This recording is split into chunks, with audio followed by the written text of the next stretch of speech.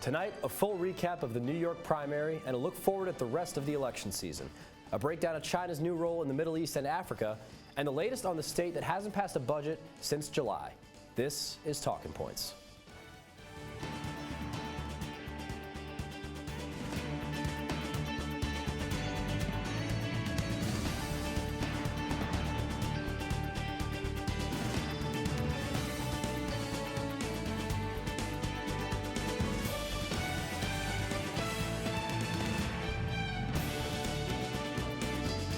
Welcome to Talking Points. I'm your host, Alex Amico. Hillary Clinton and Donald Trump triumphed in the New York primaries on Tuesday. Trump won all but 3 of the delegates with upwards of 60% of the vote. Clinton widened her delegate lead over Bernie Sanders with a 16-point victory. And here to break down all the results is Talking Points chief political analyst, Topher Lane. Topher, thank you for joining us. Great to be here. So let's start with the big takeaways for the Republicans and for the Democrats. What's the big thing to take away from this primary?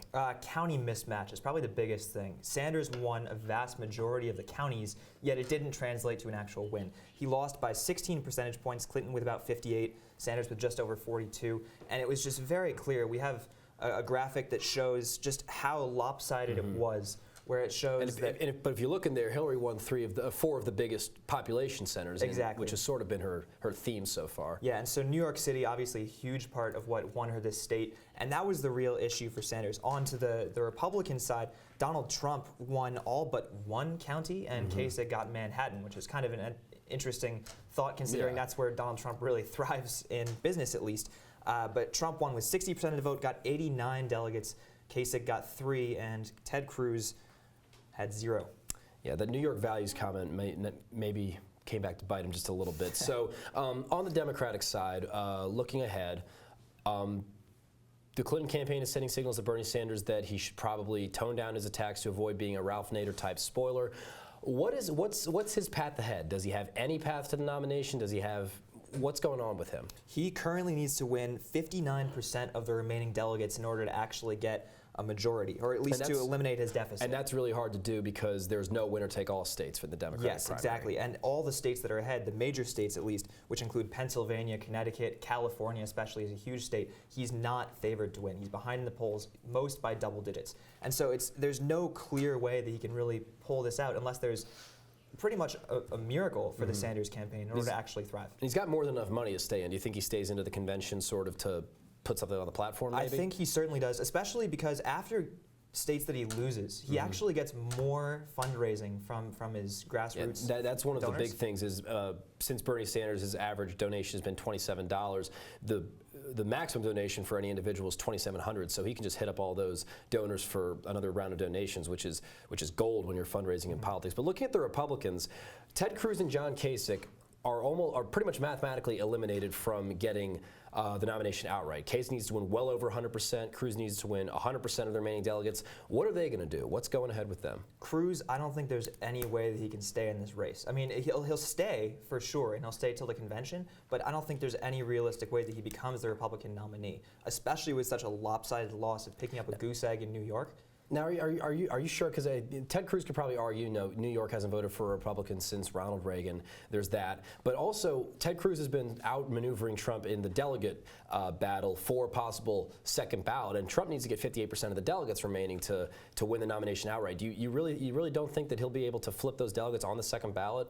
The states coming forward, I don't think that he can. I mean, he's maneuvering them well, but I just don't think that it's possible with the way that the states coming up, California especially, where Cruz is not favored to win. Trump has a wide lead over him.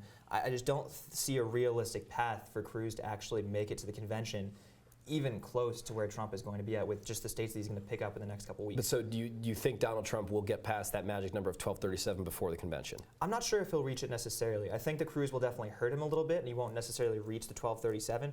But I think that I just can't see Cruz actually getting close enough that it would be any conversation that he could become the nominee, especially in a contested convention. Topher Lane, thank you very much. This is the first time a New York primary has mattered since 1992, and the SU student body came out in full force to vote. Talking Points correspondent Dan Prager went to one of Syracuse's polling stations to see how students decided who to vote for.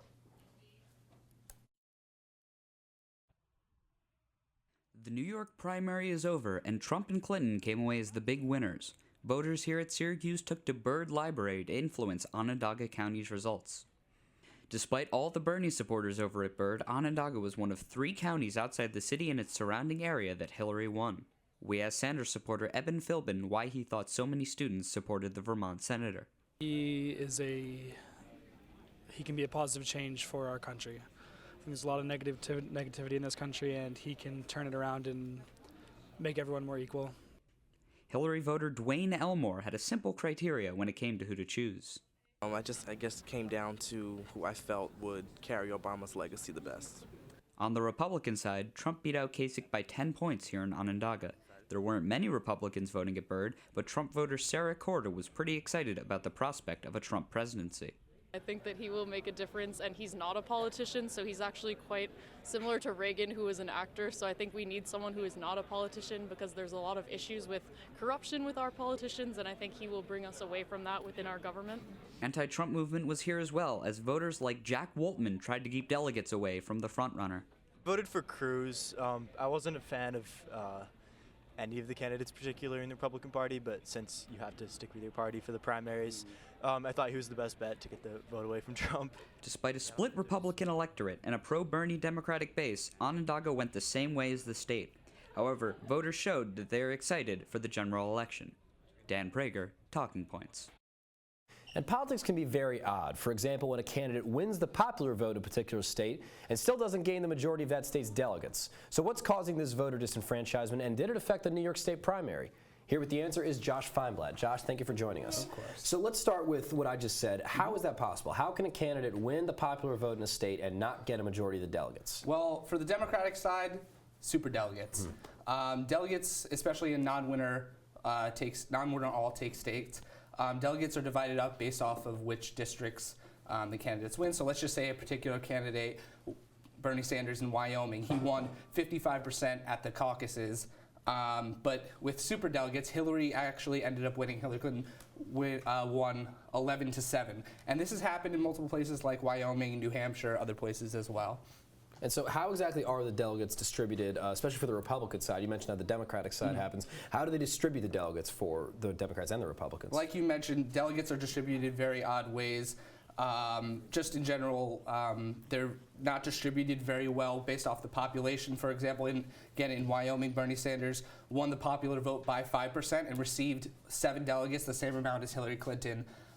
So that was off. And on the Republican side, Trump has won 38% of the popular vote, but has been given 45% of delegates pledged.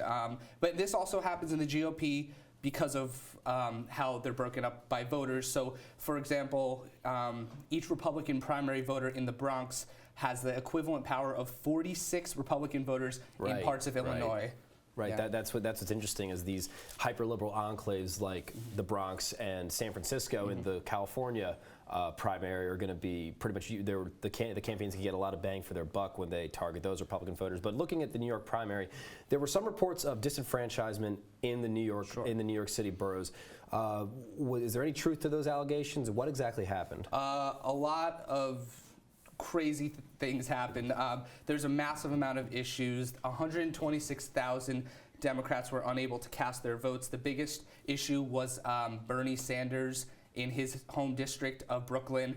There were complete blocks, complete buildings missing from the voter list. In Windsor Terrace, last names N through Z were not even registered when they should have been. 10% of registered Democrats were just completely missing and had to put an affidavit vote that would be checked after. And there were instances of polling places opening a half hour later just because people didn't show up, like the people who were running didn't show up. And basically, it was just a complete mess. Josh Feinblatt, thank you for joining us. Coming up next on Talking Points, an investigation into our oil prices, plus a closer look at China. Stay with us. I just moved in with his family, and it's embarrassing. The little one, he likes to go outside and crawl around in the giant litter box. I don't know what he's doing.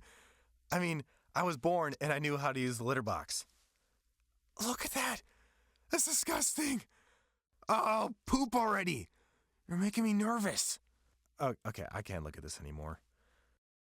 I really hope he grows out of this, for his sake. If I got to go to college, oh my goodness. I like discovering new things. You get to see what works for you and what doesn't. That helps you evolve as a person. You get to make like a supernova of skill or talent or whatever it is. I've always wanted to go to college. I just feel like that's my destiny. My name is Queen, and I am your dividend.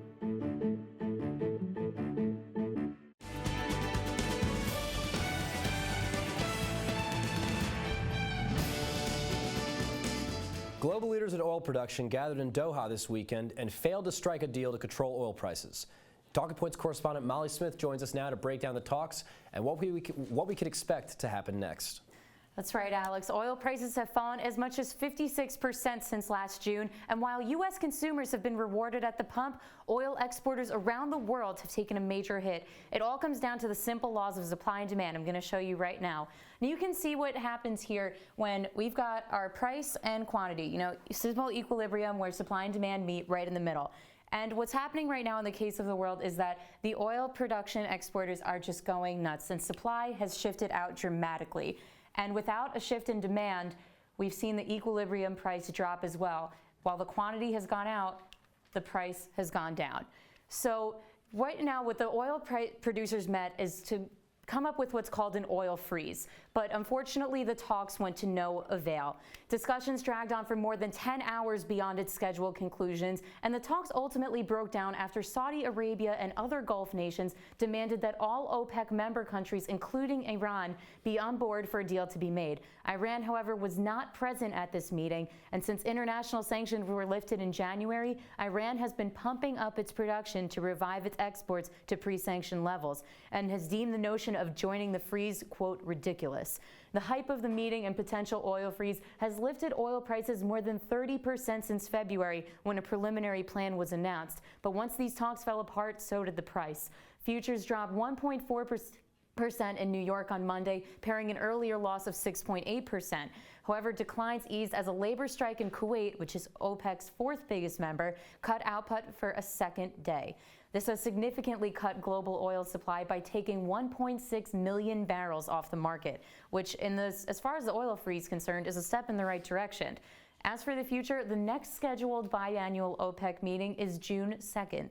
Banks and financial advisors around the world are warning of continued volatility as the market struggles to rebalance. Alex, back to you. Thanks, Molly. After decades of distance and nearly non-existent communication, China has taken a recent interest in the Middle East. Chinese President Xi Jinping visited the war-torn area earlier this year in attempts to offer support and work with fighting groups in order to quell violence in the area.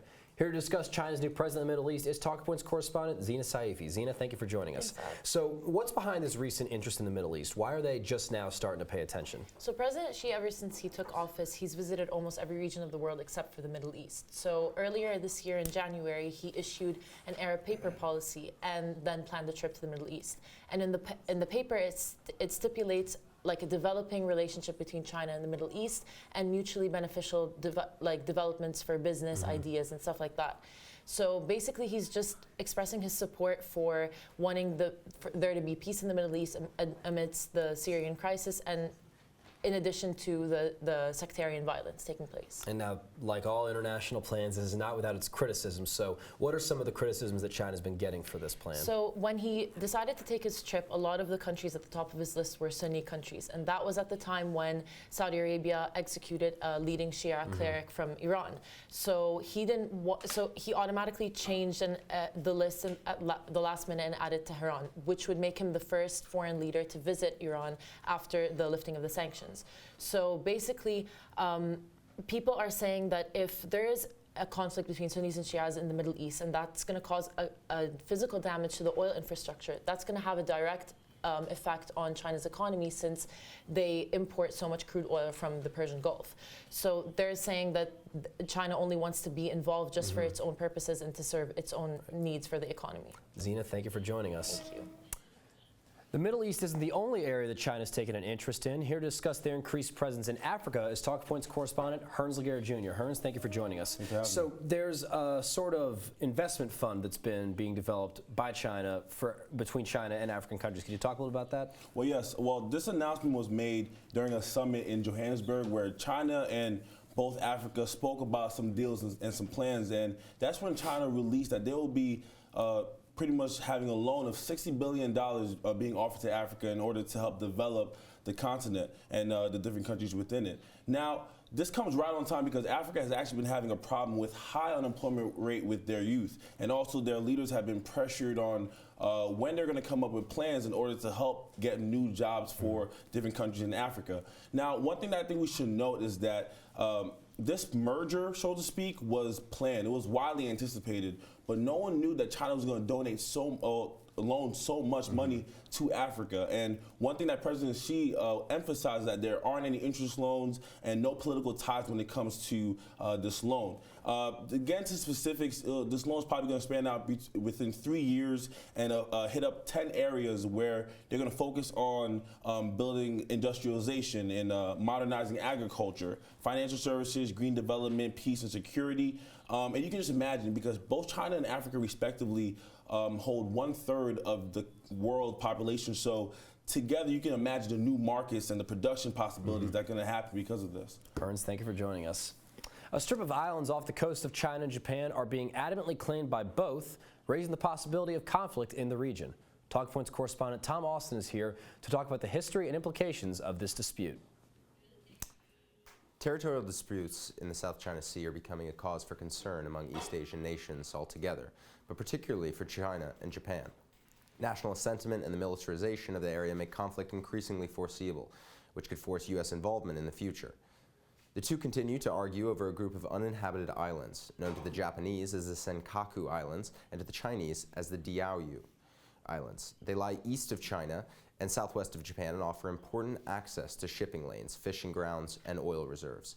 Since the 1970s, China has made claims on the islands to pursue the untapped energy resources there, though Japan defends the islands as their own. The dispute is tangled in history and difficult to work through, but essentially, China claims the islands have been theirs as important fishing grounds since ancient times, whereas Japan has said that after patrolling the islands in the 19th century, they claim sovereignty. To make things even more confusing, after World War II, the U.S. seized the islands for bombing practice until they left in 1972. But since then, the Japanese have again claimed ownership over the islands, buying them from a private owner. An indignant China has sent ships in and out of what Japan says are its territorial waters, and even announced an air defense identification zone above the islands. Both parties are unrelenting in their positions, and with energy, food, and transportation at stake, it's not unlikely that this could erupt into a full-fledged fight.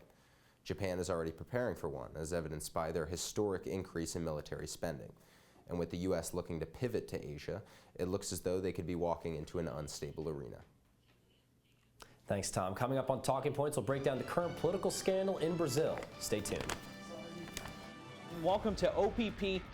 Orange Press Pass is your ticket inside the Syracuse locker room. Hear from the coach. You can't make it. You're shooting 15%. I really believe that we're going to start something and play. Just cutting down the net, I can feel the good spot. Get in-depth analysis, reports on site, and more. It's all right now on Orange Press Pass. Orange Press Pass. Live after every Syracuse game. I've got a job to do today. I've got a job to do today.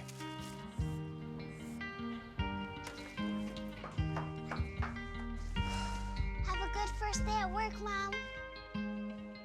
Your donations to Goodwill fund job training programs right in your community. Feels good to start fresh, right? Sure does. And like that, you're a job creator.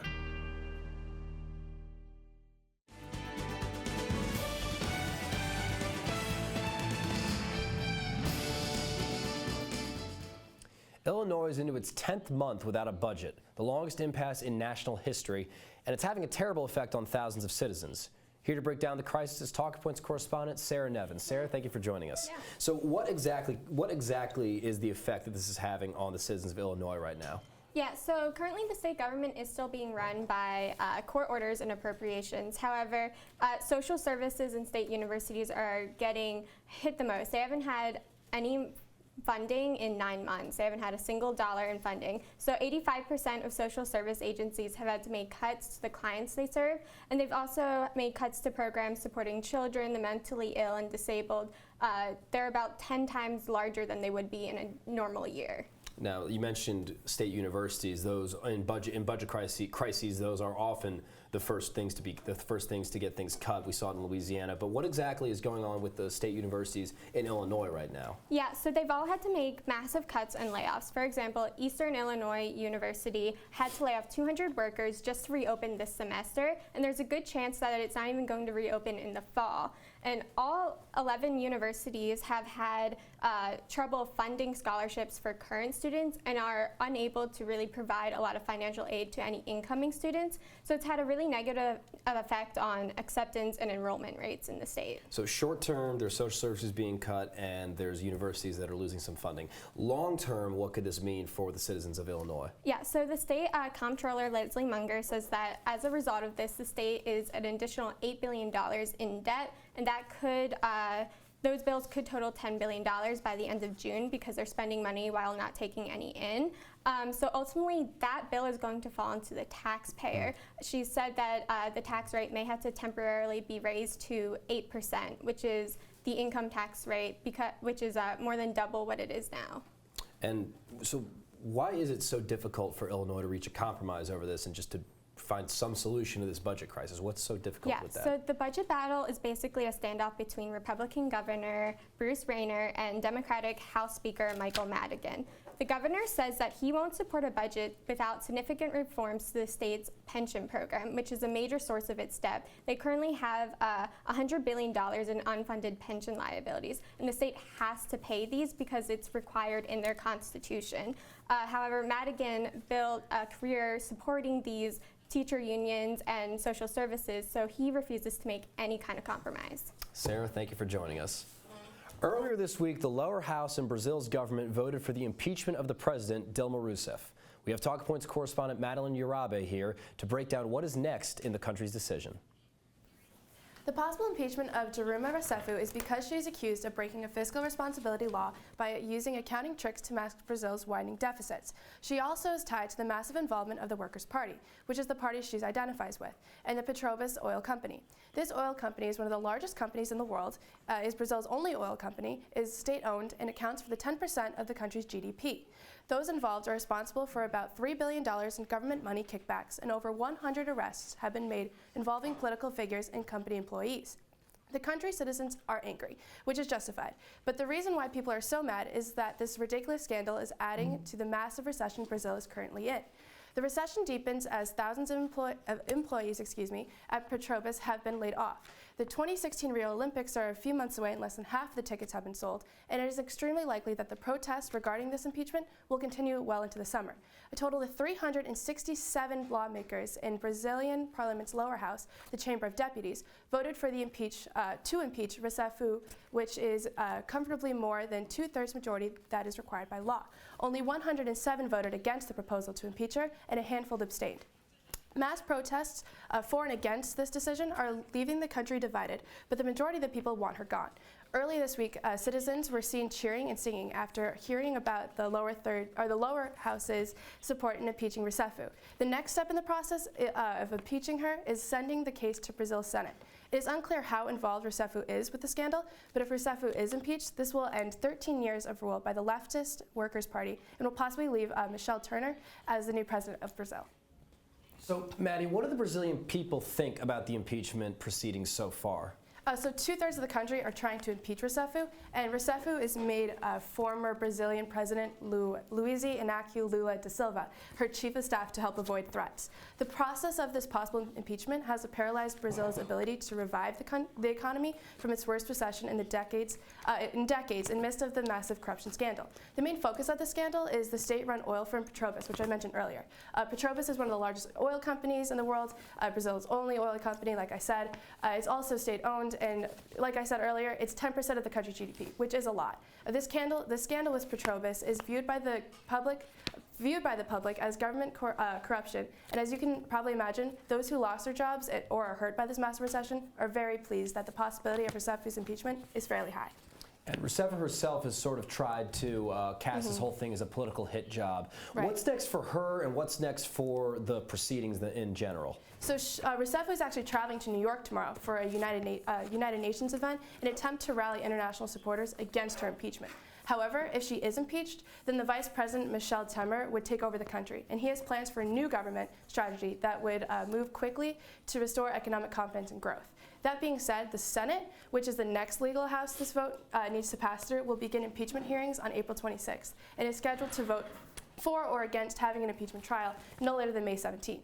If the Senate votes to accept the case, then Temer will become Brazil's acting president for a maximum of 180 days until a final verdict is reached. However, those deadlines are subject to change since opposition senators are already asking for a faster pace, and the special committee may conclude their work in less than the allowed 10-day deadline.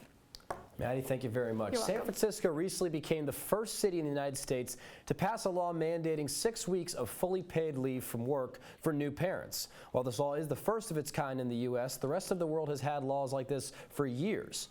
Here with more about this law and how some of America's social programs compare with the rest of the developed world is Talking Points correspondent Joey Lino. Joey, thank you for joining us. So what does this mean immediately for new parents in San Francisco? Well, as it stands now, California law requires that new parents have 6 weeks of 55% pay, which is funded from an employee-funded public disability fund.